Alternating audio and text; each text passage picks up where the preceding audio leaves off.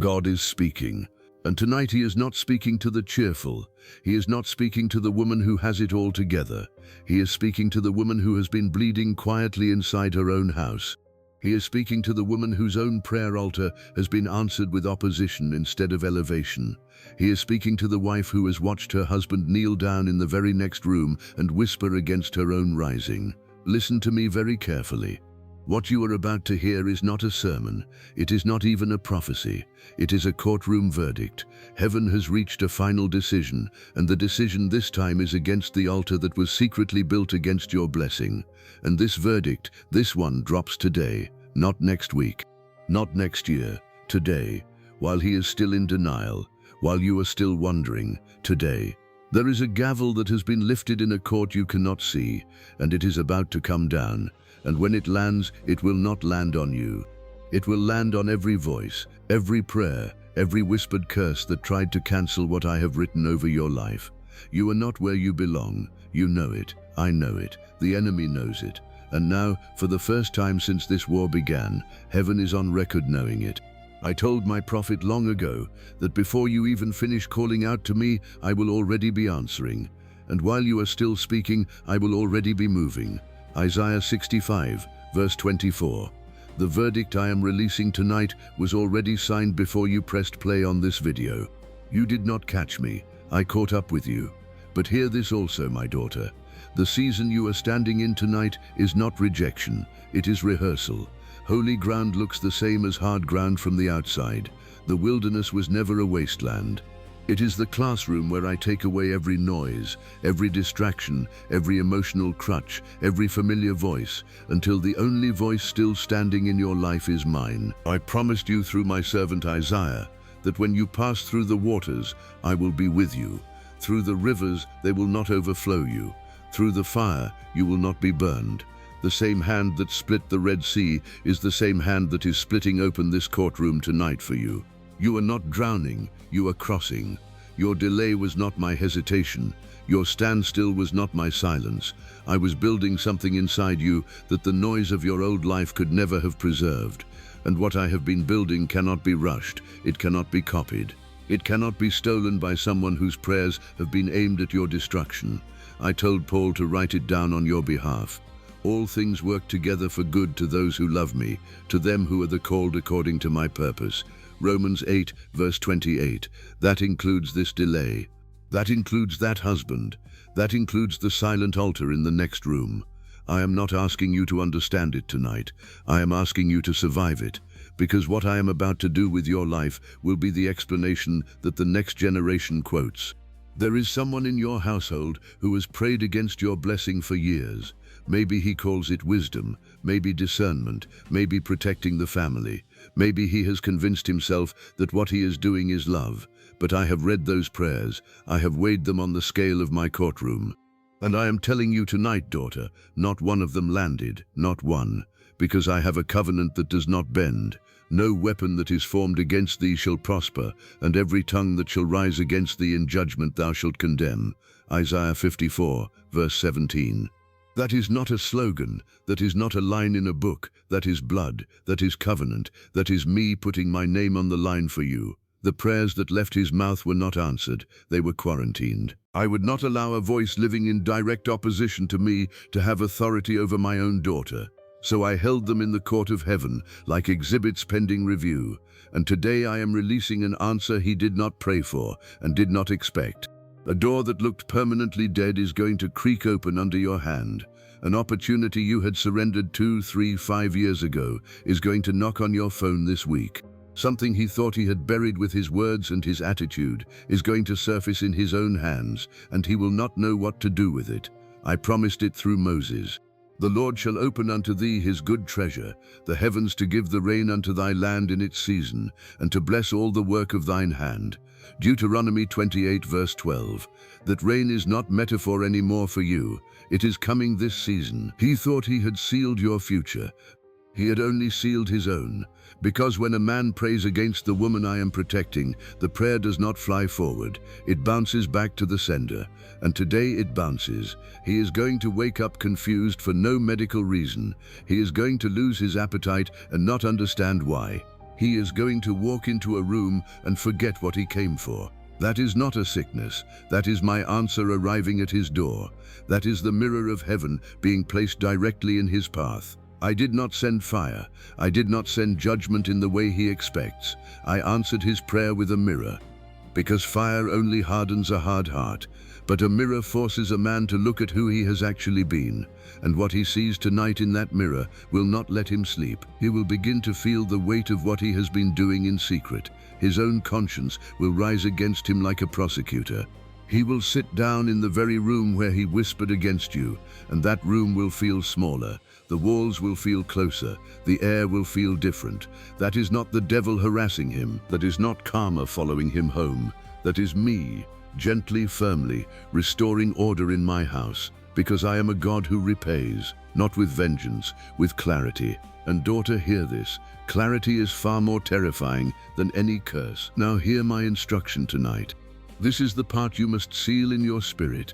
Do not confront him. Do not throw this word in his face. Do not send him a Bible verse with your name under it. Do not quote this video in an argument. Do not take the microphone. Your silence right now is load-bearing. The Lord told Moses at the Red Sea the same thing he is telling you tonight. The Lord shall fight for you, and ye shall hold your peace. Exodus 14, verse 14. He did not say fight back. He did not say accuse. He said hold your peace. That is the same instruction I am giving you. The reason my mirror is still standing in front of him is because you have not tipped it over. The moment you announce that you know, the mirror will shatter and he will go back to sleep. But while you stay quiet, while you keep praying normally, while you fix your hair in the morning, while you cook the meals and go faithfully to your job, while you worship without drama and serve without announcement, the mirror stays. And the longer that mirror stays in front of him, the harder it becomes for him to deny what he sees. Vindication spoken aloud is a small vindication. Vindication allowed to mature in the secret place of heaven is the full weight of what I owe you. Do not take the partial. Wait for the total. Let me explain something your mind has been begging me to address. Why did the delay last this long? Why did the door stay shut year after year while you cried out and got silence? Because, my daughter, I was protecting the delivery. I held back your breakthrough not because you were unworthy. Never think that, but because the hands that would hold it were not yet clean.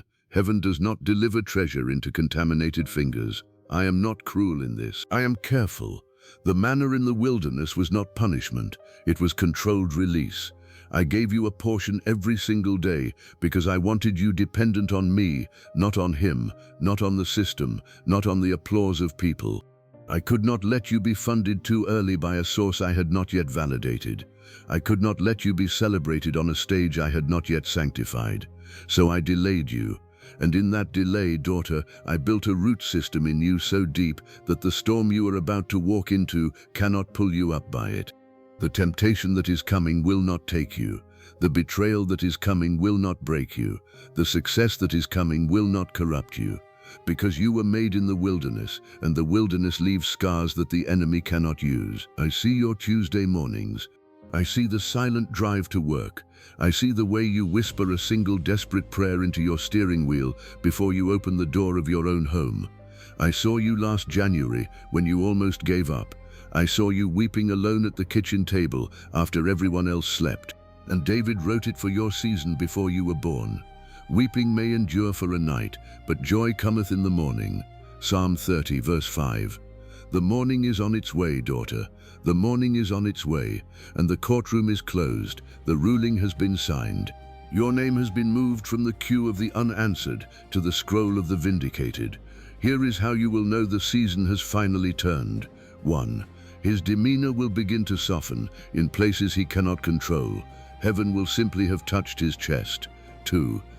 A door you surrendered 2 years ago, a contact you let go of, an opportunity you grieved over, will knock on your phone this week and it will carry my signature. 3.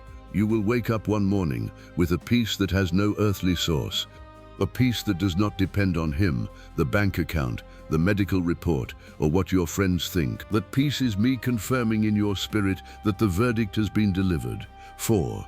Your prayer language will change. You will no longer beg. You will no longer argue. You will no longer demand. You will pray from rest, from dominion, from a place that sounds like my voice. 5. A stranger will confirm what I have told you privately, a word in a worship song, a testimony on a page, a still small voice in the middle of an ordinary Tuesday. That is me postmarking the letter. And 6. David wrote it for you again. Wait on the Lord. Be of good courage, and he shall strengthen thine heart. Wait, I say, on the Lord. Psalm 27 verse 14. The waiting is almost over. The strengthening has already started. Now hear this final word tonight, and let it settle into your bones. The husband who tried to cancel my plan for you has just seen the first evidence that my plan for you is unstoppable. What he prayed would die is alive. What he sowed against you watered a completely different harvest. What he tried to bury has broken through the soil and is reaching for the sun. You are not abandoned, my daughter. You are adjudicated. You are not forgotten. You are filed, and the file has been opened today in the court of heaven, and the ruling is in your favor. So stand up from this seat where you have been weeping. Do not weep over what he tried to do. Weep over what I am about to do in your sight. Weep over the grace that is rushing toward you faster than the curse that chased you. Weep over the doors that are about to swing open so wide that the hinges cry out. Weep over the sound of your own children one day telling the story of how Mum held the line in the wilderness and God flipped the entire court for her. Now I am going to lead you in a declaration.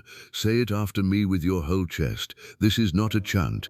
This is a courtroom statement I am placing in your mouth. The prayers of the man inside my house were quarantined in the court of heaven, and not one of them landed. The delay in my life was not rejection, it was preservation. The Lord is opening his good treasure over my life this season. The Lord will fight for me, and I will hold my peace. I will not argue, I will not accuse, I will not announce, I will wait on the Lord. I will be of good courage, and he will strengthen my heart. The verdict is in, the ruling is signed, and from this moment forward, I walk through the doorway of my next chapter, in the name that is above every name. Amen. Because I, the Lord your God, have spoken it, and what I have spoken tonight cannot be edited by any voice below mine, not his, not the enemy's, not your own doubt, not the whisper of a friend who has lost hope on your behalf, not the lie that says you waited too long. Too late never belonged to my vocabulary. If this word landed in your chest tonight, type verdict is in below. If your mother needed to hear this, send this video to her tonight. If your sister is secretly drowning in her own house, forward this to her before sunrise. Because when the courtroom is open, every witness matters. And subscribe to this channel now. Turn on the bell so that you do not miss the next ruling in the case. I am not finished with you. The trial is over. The season you are walking through is not your destination. It is your doorway. And I am standing on the other side, waiting for you to walk through it.